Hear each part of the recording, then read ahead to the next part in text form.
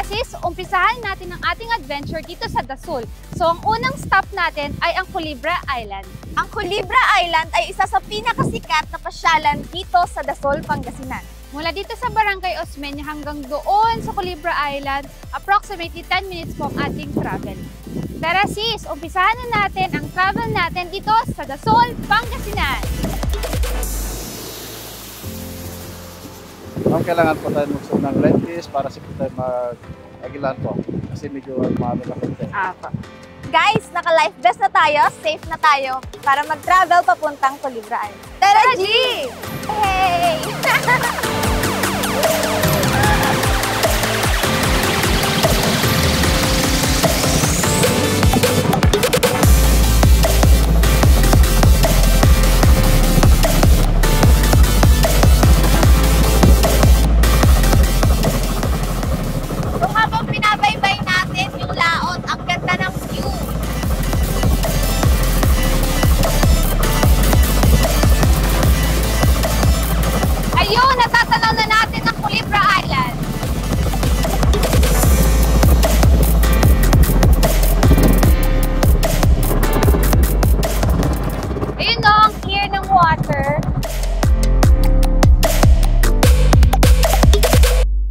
Sobrang saya, worth it yung pagdating natin dito.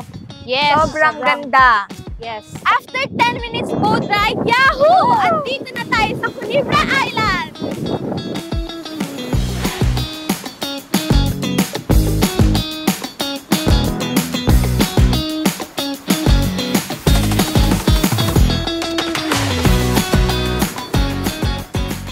Kasi po nung unang panahon, may mga snake dito, yung mga tawag na tugasik, yung tinawag na snake island. Pero ngayon medyo na-improve na.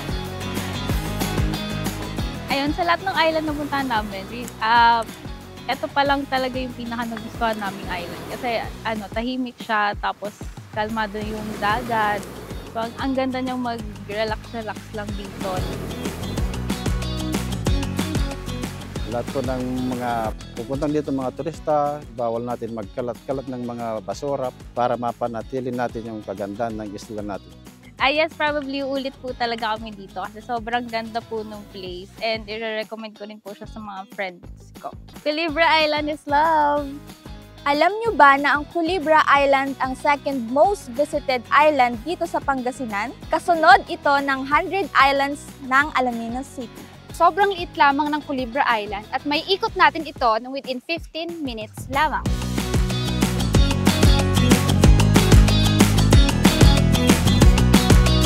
Magulin mo ako, friend!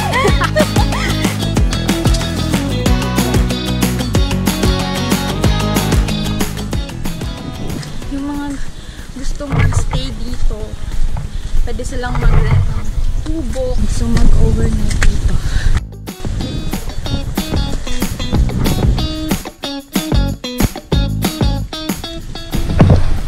Bato-bato dito, guys.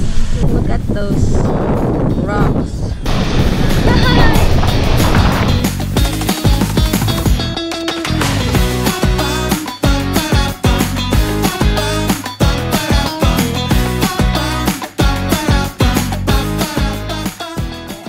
Bye-bye, Culebra Island. Mamimiss kita. Babalikan kita.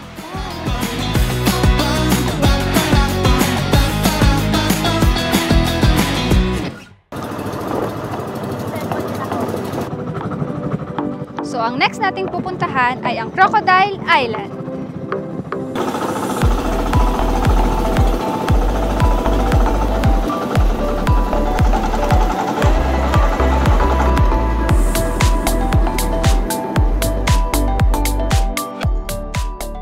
Tingnan niyo po ang daming seaweeds. Dito po natin mapapatunayan na healthy ang tubig dagat dito sa Dasul.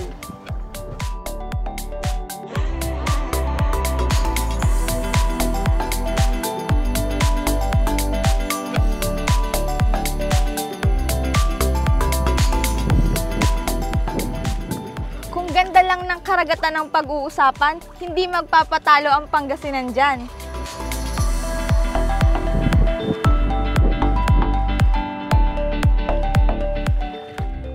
Ngayon po, nandito po tayo sa pangpang ng Crocodile Island.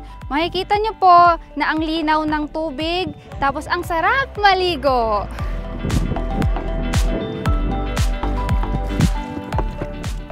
Guys, look on, dami ding mga shells dito. Tara, collect tayo. Every time na mag-a-avail tayo ng tour packages after ng Culebra Island, ang next destination natin ay ang Crocodile Island. Andito na tayo sa Crocodile Island, pero wala ka ni isang makikitang buhaya dito. Tinawag lang namang Crocodile Island ito dahil ang hugis ng isla ay parang buhaya.